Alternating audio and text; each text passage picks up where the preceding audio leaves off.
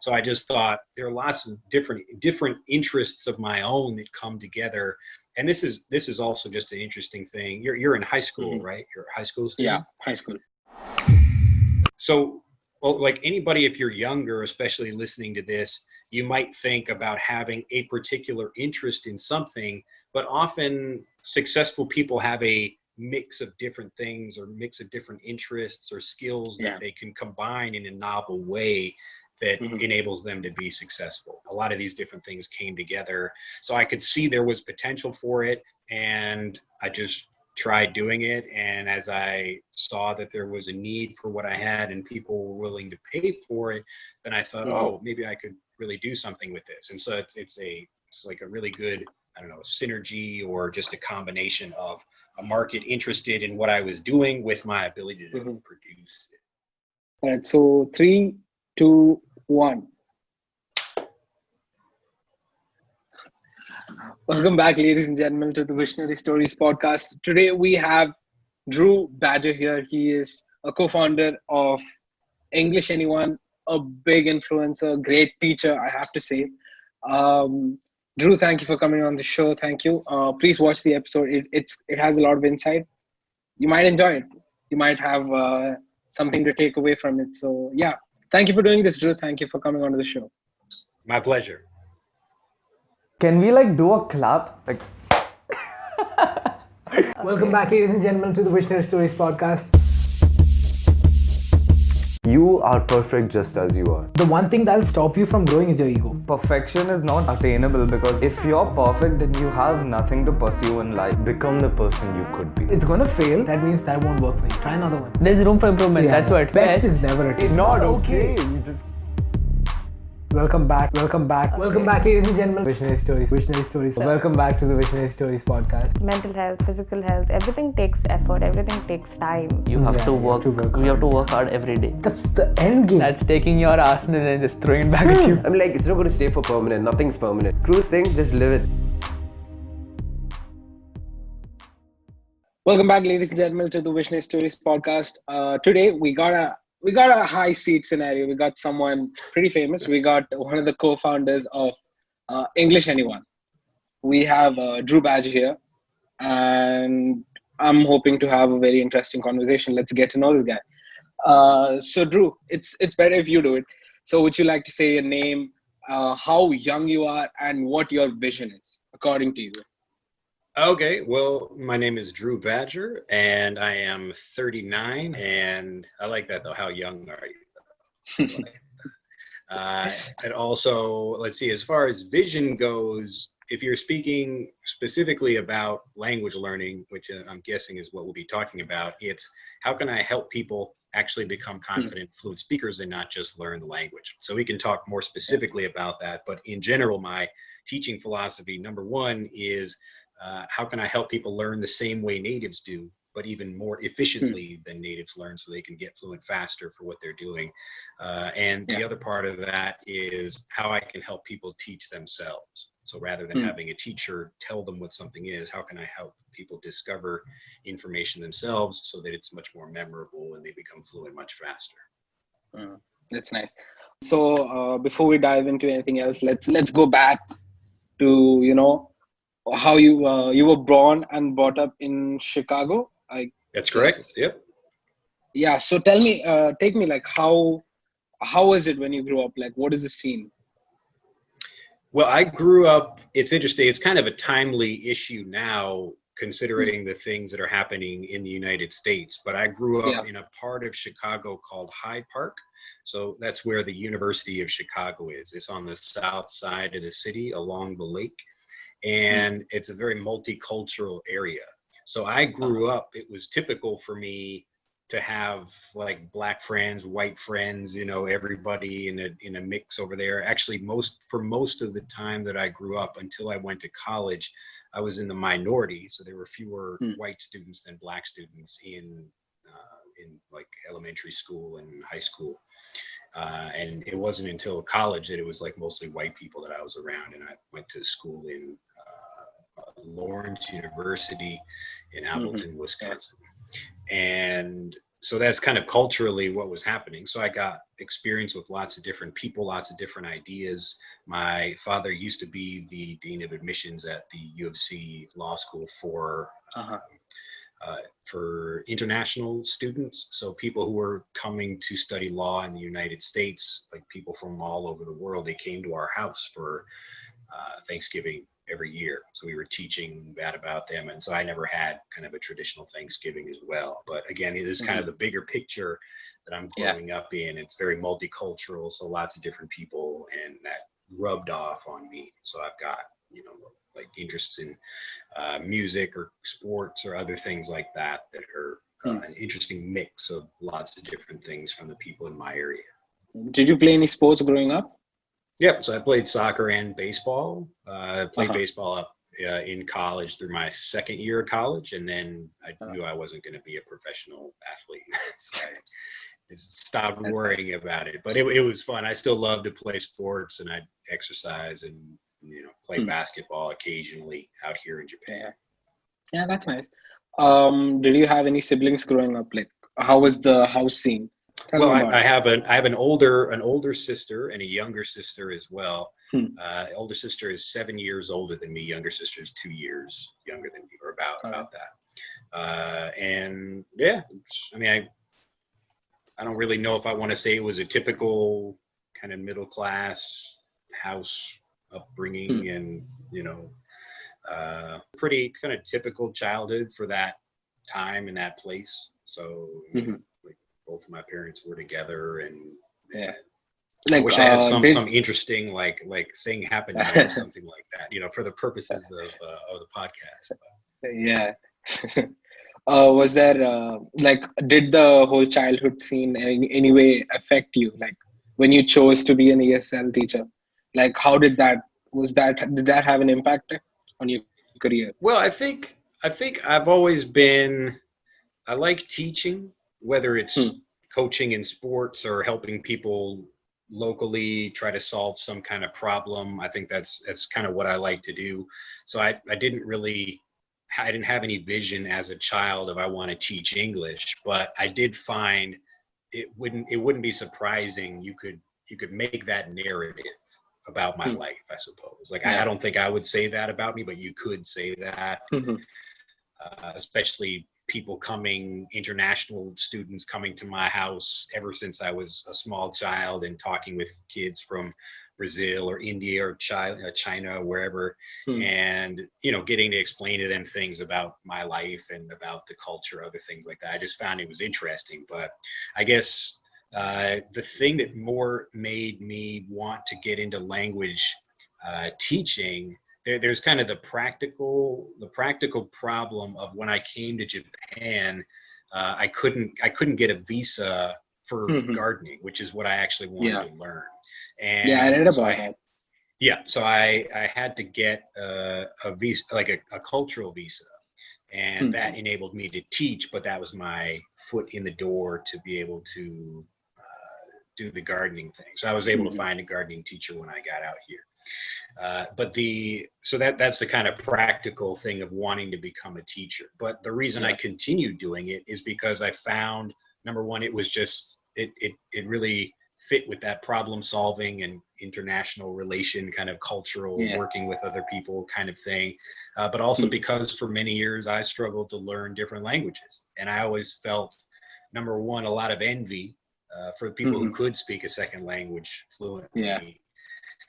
But also a lot of frustration because I couldn't figure out how they were able to do that, because even after years of studying different languages, nothing seemed to be working for me. And as I was kind of learning and seeing it from the perspective of a teacher, when I finally came to Japan, and I had no experience formally as a teacher, so I'm not trained as with a master's in education, anything like that. And incidentally, very few people care that I don't have that. I think maybe like 1 in a million people has ever said, like, well, what are your qualifications or whatever. But yeah, so I think it's not so much like my childhood made me such that I was willing and able to, and even excited and eager for a teaching position, and the fact that I still do it today is just, yeah, it's like the problem of helping people learn a language. It's just an interesting problem on many levels for me. Yeah. But I like helping people communicate, because I think if you can't communicate, even in your native language, if you're just not very good at speaking, or if you're feeling shy, you're not able to express yourself well, then it creates a lot of kind of needless problems in your life. So it's actually one of the most important skills you can develop. Yeah. Honestly, yeah, it is. Okay, so let's get into the whole EnglishAnyone. So you started teaching English as a way to get your visa to Japan. That's true. So what actually happened? Like, when did you realize that you wanted to continue doing it? And what is, like, why gardening? Why gardening in Japan? Like, what was that part? Okay, actually, we can go back to my childhood for just a moment then to make this connection. Right. When I was young, I went to so in Chicago there is a museum in Hyde Park called the Museum of Science and Industry, and behind that museum is a Japanese garden. And I think probably in 3rd or 4th grade, I had to go to that garden on some school trip, and we had to draw pictures. So kids went there, and we had to take a sketchbook and draw pictures of what we saw as a school thing. And I went there, and I don't think I did any drawings at all. I just sat there and just looked at the garden for 2 hours or something like that. And I noticed even right then that it filled some kind of hole that I felt in me about American culture. And I didn't know anything about Japan, really. I think like even the movie Karate Kid had not come out yet at that point. Or I think maybe it was like right around that time. But when I sat there, I was just thinking like, wow, like the culture that created this must have something deeper to provide me that maybe I'm not getting in America. And even today, when I'm back in the States, it feels like a nice place to visit, but it doesn't really feel like home in the same way Japan does. So I knew as a child, I want to learn, and I've always been very passionate about design. So interior design and exterior design and houses, and how like home spaces and any kind of space, the environment that people are in has a very strong effect on them. And it had a very strong effect on me. And I noticed that place in particular was just, it was like nothing I had seen before, almost like going to a different planet. So I knew even as a child that I had to go and experience that for myself. And I wanted to learn how to make gardens like that. So that's why I wanted to come to Japan when I was a child. And when I finally was able to do that after college, as you're saying, I couldn't get the visa to do that. So I got the cultural visa, and I came and did the JET program. So it's Japan Exchange and Teaching, and it's the largest program of its kind that brings teachers from all over the world. And it's basically one of the few places you can go without a master's degree in teaching. So you can go there and just kind of right out of college, because there's not really a lot required in the job other than you being a native speaker. So it's typically your team teaching with a Japanese teacher in the classroom, and then you kind of say things and make sure the accent or pronunciation or whatever is correct. So when I came out here, I was thinking, well, I want to be able to stay in Japan, and I didn't quite know how I could do that because I couldn't really get a job, and I didn't have a visa, and my Japanese as well was not very good when I arrived. Like basically I didn't know any Japanese at all when I got here. But so thinking about how could I find a way to stay here, teaching was something that I thought, this is really a lot of fun, but I wanted to be able to leverage my skills and help a lot more people, because I knew that would make more money for me to stay and do what I want to do, and also take less of my time.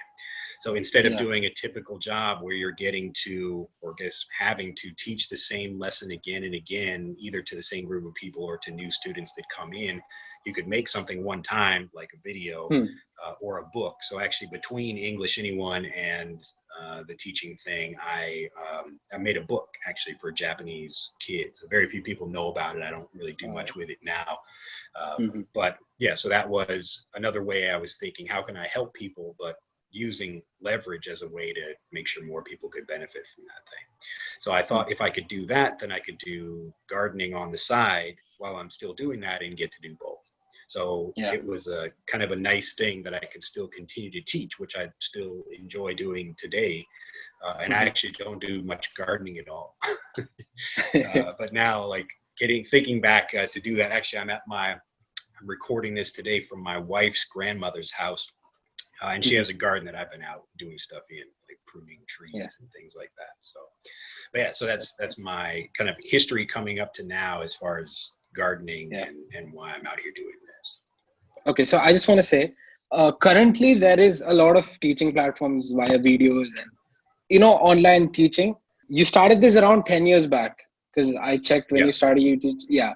So, like 10 years ago, like how did the idea strike you? Was it like something like, oh, I think this is nice? Or was there like a specific moment where you thought like, oh, this might be a nice idea? Well, actually, I remember being at a hospital in Japan it must have been 2005. Yeah, like around the end of 2005. And I was actually to earn some extra money, I had done kind of like a medical testing experiment. So I was almost like a testing animal kind of. So there were some other foreigners and I who were doing this thing, and I remember listening to a conversation or kind of talking with another guy about YouTube before it was even a thing. So people were talking about it back then as kind of, video sharing. And I didn't even really think much about it at the time. I was like, well, and I don't know. I was like, oh, it sounds like an interesting thing. People can share videos about stuff or just make silly videos about whatever. And it hadn't really occurred to me then that I should be, I don't know, trying to figure out some way to, I don't know, make something out of what I'm doing about teaching. But in 2010, when I was really thinking, I like teaching, but I always feel frustrated because I'm not helping enough people. So if I could have one student with me and they could learn a lot and it would be great, but then the lesson essentially disappeared. But if I could create something where a lot of people could benefit from it, and at that time, video sharing and not only video production, not that you needed a lot of equipment, but also the bandwidth for people watching videos was getting to the point where it was a normal thing people could do. So even a few years before that, it wasn't really possible to share video and to watch video. Computers just weren't really, it just wasn't like a normal thing. But right at that time, I think it was more of a timing issue that connected my desire to help more people and to do something online with the platform itself being available. And at that time, I didn't really know much about business at all. So I had to really start studying that and think about, marketing and sales and all that kind of stuff. And so at that point, I wasn't real, I don't know, thinking very much about like, wow, I'm like getting on the platform early or anything like that. And in fact, there were other people who had started teaching, like actually doing teaching kind of lessons on YouTube, I think pretty soon, even a year after YouTube had been available. So other people even have channels larger than mine that do, teaching things like that. So I don't know. I don't think there was a specific moment. It was just more like, this is what I'd like to do. And then the opportunity happened to be available at that time. So if it'd been a few years earlier than that and YouTube hadn't been created yet, I wouldn't even be thinking, oh, how can I record videos and put them online? If anything, I maybe would have just made a blog or something like that. But I think it occurred to me like the how to help people learn part, it was important to me that it be in a video format because that was the best thing available to help people learn rather than a text or an audio. So it kind of came together there, but I don't think there was a specific moment where I was like, ooh, it kind of came together like that. Whenever you start a new venture or a new idea, there's usually like major setbacks. So was there anything that, put you back or something that always kept tugging your leg or something? Was there some kind of major setback? I think it was more like learning how to do things and Yeah, it's an interesting question because you can even try to do something, and there are different levels of whether something is working or not, or even if you should be doing something or not. So you could potentially have some opportunity to do something, but it might not even really be what you want to do, if that makes sense. I know it's kind of a weird thing to explain, but so it's almost like you pick a target to aim for, and then you could potentially hit the bullseye. So you think like, yes, I got it, but really you should have been aiming over here at this other target instead. And I just mentioned that because you can only go by kind of almost like your feeling. And this is a thing I've been thinking a lot about lately now, about what are you kind of called to do?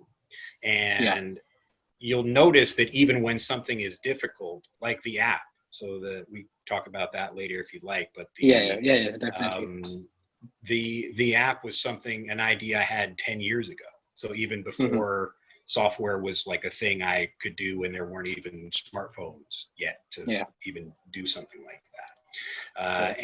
But you can, when you feel called to do something, then you continue pushing forward on that thing, even when you feel that something is like a struggle. But something I discovered many years ago is that it only seems like a struggle at that time, but often it's meant to push you in a certain direction, and you're usually glad that something happened to you, even if it seems like a negative experience.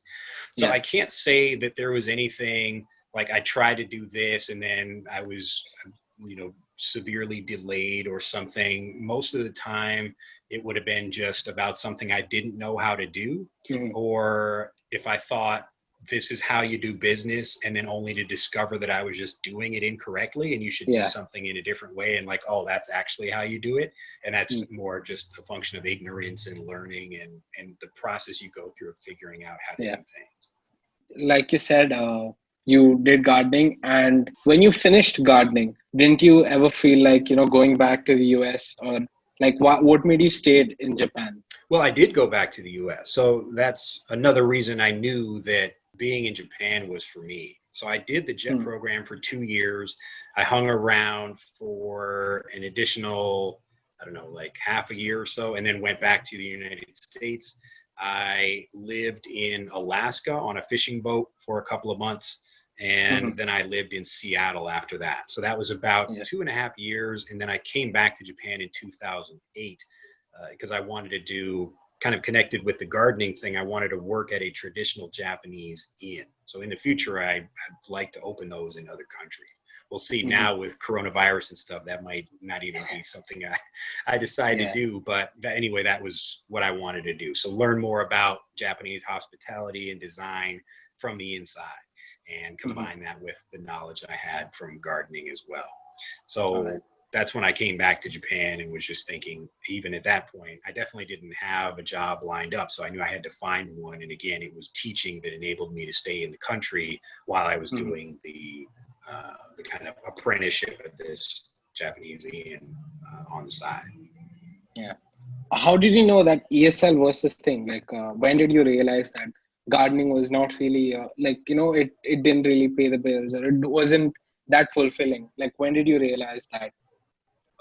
Well, I mean, gardening is always been like a thing with me. And I don't think, I mean, if I were making a bunch of money doing gardening, like maybe I would have just stayed with that instead. But I found that the problem of language learning was just really interesting for me. So gardening is interesting too, but I enjoy gardening because it's like a meditation kind of thing. So I do it by myself and I'm just out, planting a garden or maintaining one, but teaching is something I do with people. And I think that was more, I don't know, you can have multiple interests, and it's not like I was not interested in gardening or something like that. It's always been, how are these things kind of working together? But I'm usually very patient. If I want to do something, I can say, okay, I will come back to this gardening here because I've got this other thing that could potentially help me do that, but is also an interesting problem by itself, or just an interesting thing to pursue. ESL was basically, a way for you to stay in the country. Like, when did you start, when did you realize that it could be made into a business, and when did you start changing it into what it is today?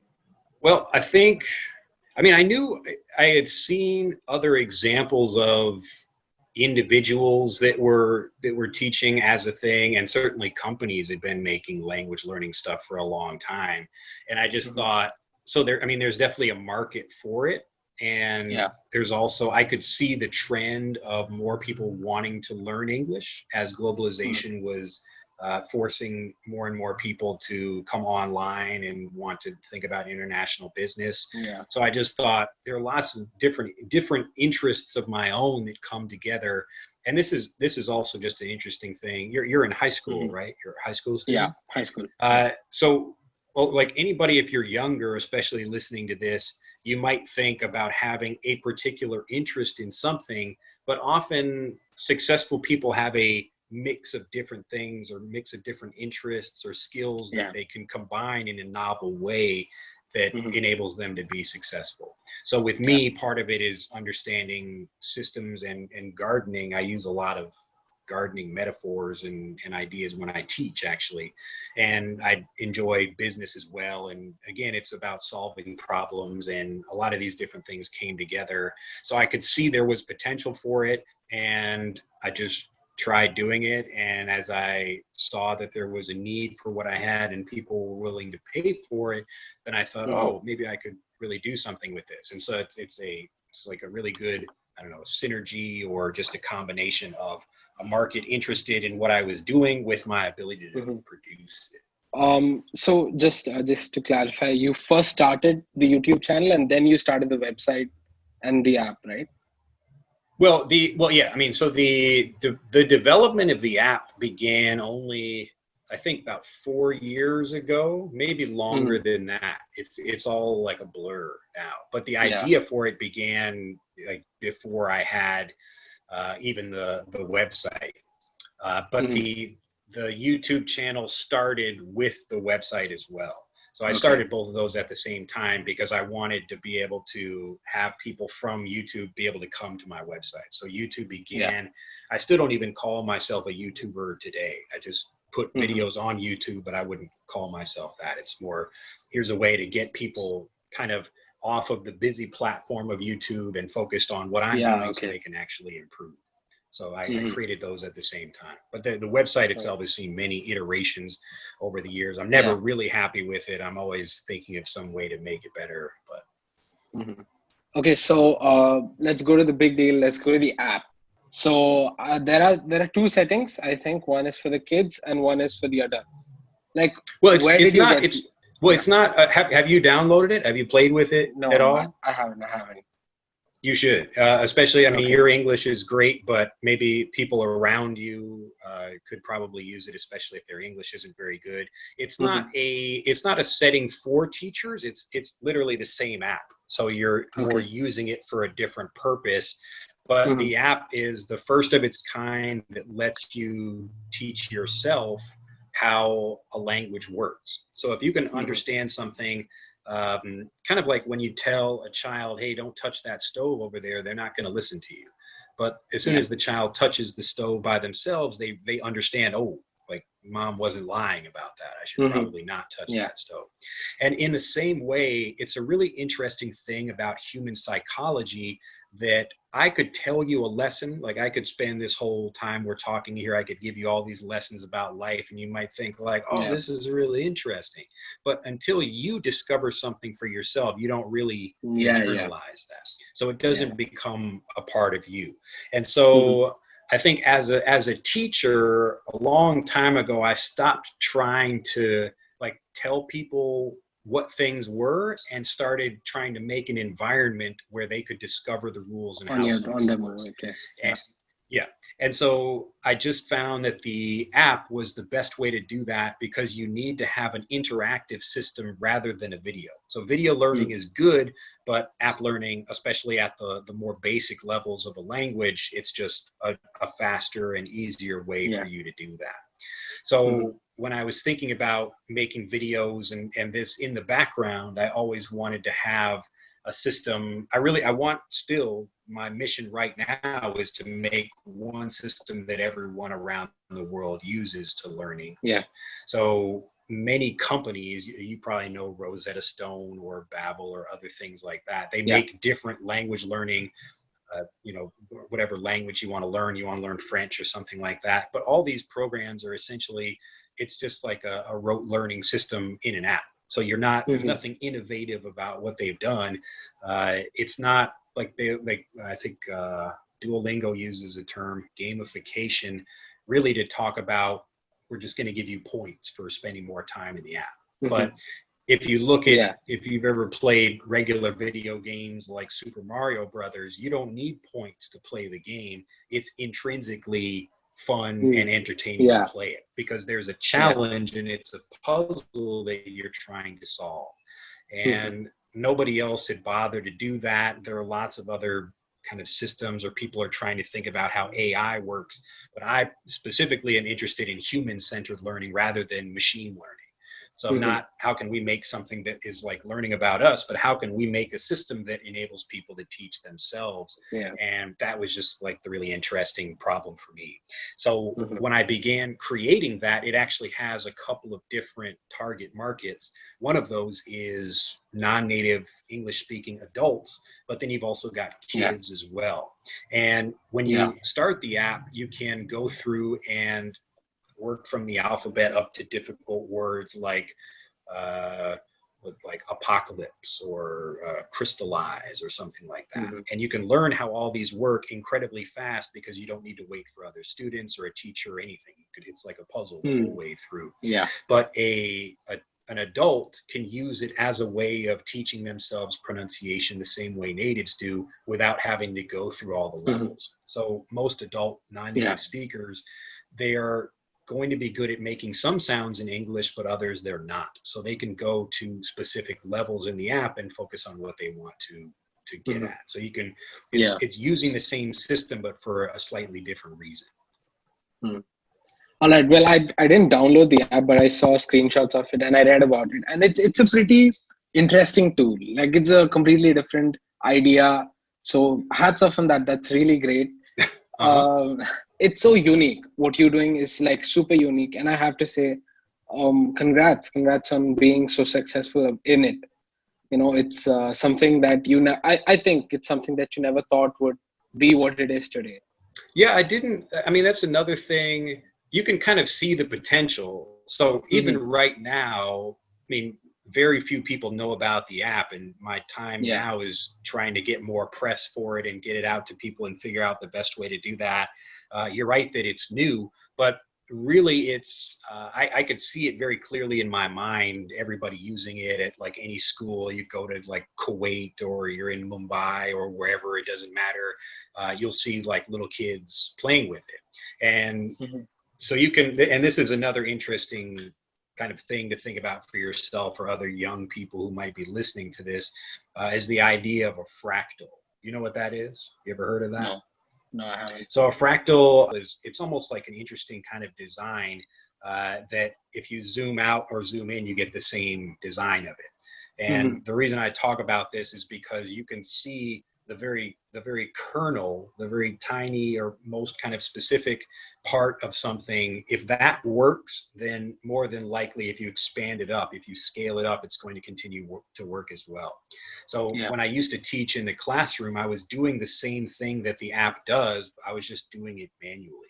And I noticed that it really helped my students learn a lot. So I actually have another YouTube channel that you probably never heard of called Shaberi Sensei. And there you can actually see videos of me with some of my Japanese students that I used to teach many years ago. But there, I'm doing the same kind of thing there. And you can see the kernel of that idea. So the uniqueness is more like thinking about what the real problem people have is. Because often when thinking about business specifically, other people are following leaders in the marketplace, but the leaders of the market are actually following the customers. So it's almost like a loop. And so if you look at what's innovative, it's people that at the kind of basic level, you might make some small difference, like a computer or whatever might have like a larger screen or a smaller screen. But if you could put that on a watch, or if you could do something completely different, you're kind of opening up a new branch of innovation. And so that's what I wanted to do. So get back to the actual core problem of how do you help someone learn? And you can do it with video, and lots of my students are successful doing it, but I just think it's even more effective if you can do it by teaching yourself. And the best way to do that is with an app. Okay, so now that you are where you are right now, you have 1.1 million subscribers. You have your very own app. So now I have to ask, where do you see yourself 5 years, 10 years from now? Well, again, I don't know. I don't have a different lifestyle or anything that I did before, because my mission is just focusing on the problem itself. And until everybody is using my system, then I will not rest. So that's like what I'm working on right now. But once that gets going, there will be other apps and things like that that will continue and move up through the levels of the education as far as I see it for language learning. We might go into other languages because people are already asking us, hey, can you do this for German and Spanish or whatever. But yeah, I think we will become the #1 company for learning English around the world. So, and the reason we'll be able to do that is because we can make one system that anybody can use, rather than like a Japanese company making a company for Japanese learners. And all those systems, they really just teach you to translate and hesitate when you speak, rather than actually developing your fluency. So there's a lot of good reasons to support what we're doing and why I think it'll be successful. Will it be? I don't know for sure, but I'm pretty sure. Hopefully that's the plan anyway. Yeah, that's nice. Now this is where I reverse the role. If you want to ask me any question, you can go ahead and ask me. Well, what have you learned so far over the course of doing these interviews with people, or has your life changed in any way as a result of these? Maybe you're thinking about doing things in a different way or planning a different future. Well, for the biggest part, like I said, I was always focused on, perfecting what I did. There was my dance or, editing videos, photos. I was always, keen on perfecting that.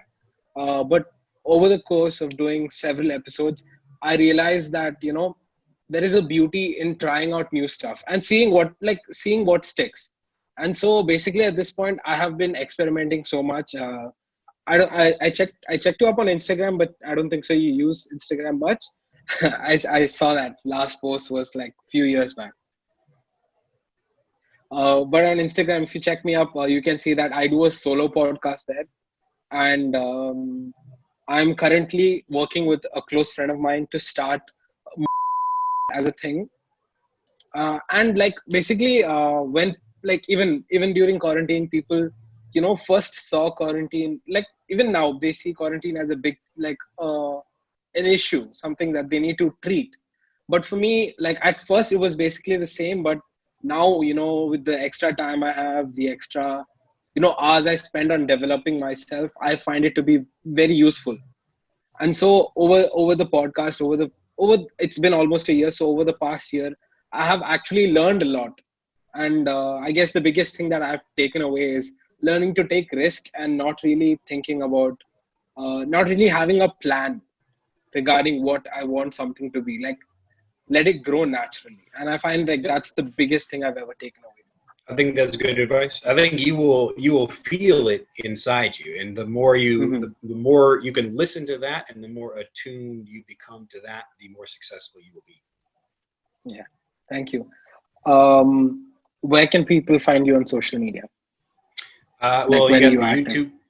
Sure. Yeah. Well, YouTube as well. I probably should spend more time like answering comments and replying to people, but I'm always pulled back to the core of building what I'm doing, because I find a lot of times if I answer questions on social media, things like that, like I can help that person, but usually the answer has already been given someplace else. It goes back to that same idea of being able to leverage my time and the other answers I find for things. So most people, if they have questions about me, they can find that through interviews like this or just on the YouTube channel. And most of my teaching videos, it's actually like a lot of the same message, but a slightly different application of it for, grammar or pronunciation or whatever.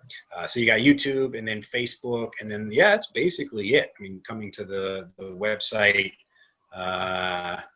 So if people like the way I teach or they're interested in that kind of thing, then YouTube would probably be the best place for that. Yeah.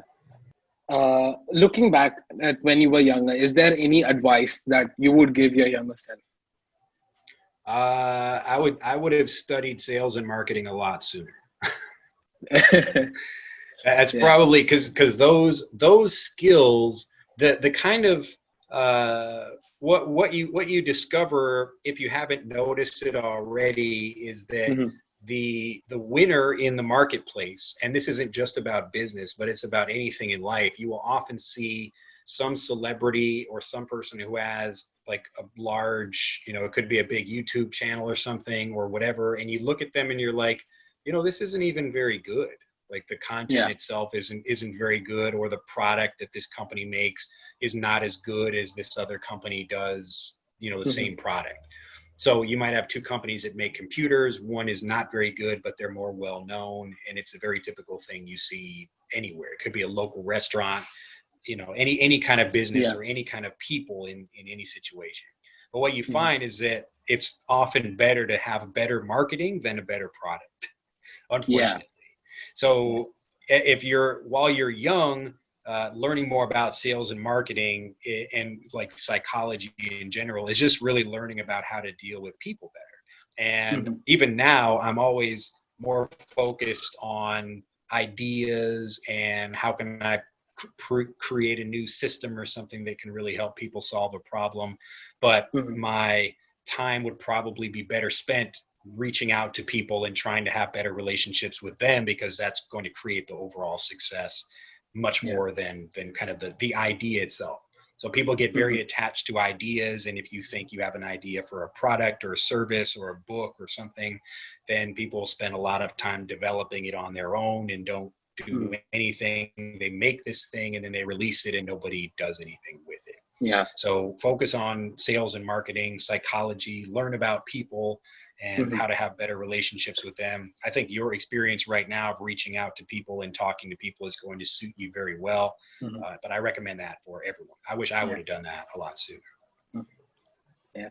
To the viewers who are watching, and if they still haven't found their passion and their sweet spot, what do you think? Like, what would your biggest advice, 2 to 3 pieces of advice be?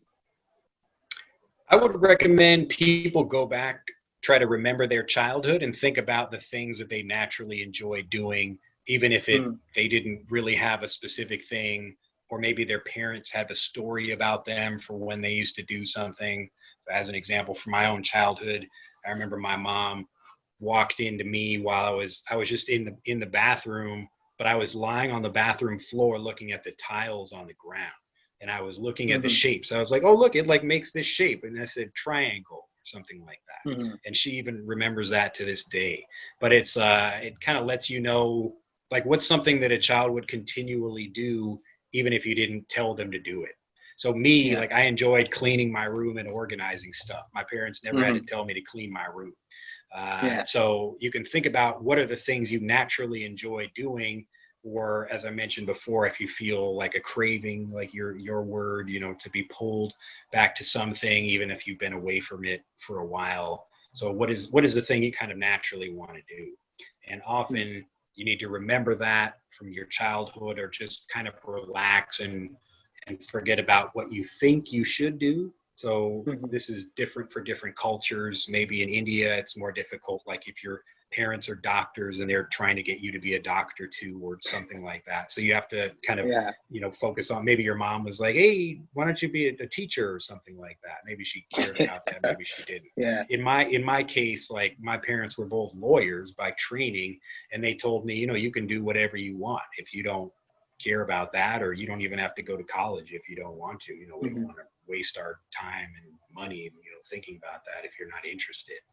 So think about the different skills, and instead of what people do is like, here's a perfect example for you. So I mentioned before about me going to Alaska, And Yeah. when I was thinking about going out there, really the idea was, how can I get paid to take a tour up there? Because I want to see Alaska, but I didn't have any money. So I thought, Yeah. how can I get paid to do that? Now, if you Mm. say that to a normal person, they're going to think you're crazy, because it's not even an option in their mind about how to do something. So I remember actually being interviewed on another podcast a couple of years ago, and I was explaining this idea about rejecting the menu. So when people like, you go to a restaurant, they give you the menu and it's got the list of the things you can't do or can do. And in my case, like, there is no option for getting paid to take a tour. But I did find something like that in a like kind of a roundabout way, and that was working on a boat with basically minimal work. I mean, we did like very little work on the boat, but we got free food and free lodgings, and we got paid to do it. And it was a lot of fun. But if you think about like a specific interest you have, and you can't really think about what you might do with that, I would recommend kind of smarter thing to do is think about these multiple interests that you have, and then just think about how could I combine those into something that could very well be unique. So maybe you don't, maybe it's not something like, should I be an author, or should I be an acrobat, or should I be whatever? You know, you're thinking about what are the specific skills I have that make me unique, and how can I create something that, you know, would be able to allow me to let those things develop. So it's usually a couple of different things that you could be good at that you combine together to become great at something, and that becomes the unique thing that you love to do. Yeah. Anyway, thank you for doing this. It's a it's my completely pleasure. different experience. I never expected this to happen, but here we are.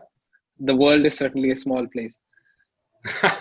Well, what did you expect thinking about talking with me? Was I going to say something? Is this going, you know, as you knew we were going to be speaking, is this what you thought it was going to be like? Yeah, kind Are of, you because amazed by my mystical abilities? like when I saw your videos, I kind of knew that you were quite friendly and you would be, you know, nice to talk to. But then the issue is, right, you know, I'm a millennial, and so when I text someone, I usually use a lot of emojis, and they usually express an emotion, you know, along with the text. Like, you know, if I send a joke and then they reply back with, you know, haha, but then with emojis, it's like, okay, they actually laugh. So this is the issue with what I find with email, is when there is no emoji as such to add to it, you know, I don't know the emotion the person is kind of sending. Sure. So I was Yeah, like, usually when kind of in that I mode. respond to people, I throw like a smiley face or something into that. Yeah. I was like messing with you a little bit, but I was like, you know what, I like this. I like this kid. Thank you so much for doing. Thank you for the advice also. We're all Thank you. learning. Yeah. Thank you for doing this. It really means a lot to me. I really appreciate it.